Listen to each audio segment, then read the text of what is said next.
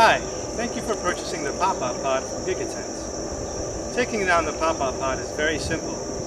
After you've removed the stakes from the ground, simply push the pop-up pod into itself, like such, so that it's folded.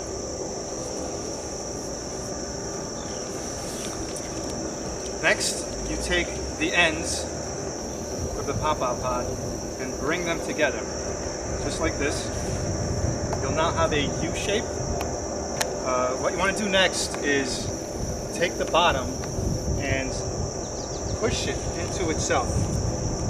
You'll see now that there's a large loop on the bottom and 2 loops on the top. Put all the loops together and the pop-up pod is now folded. To put the pop-up pod back in the bag, simply insert like that and zip it shut.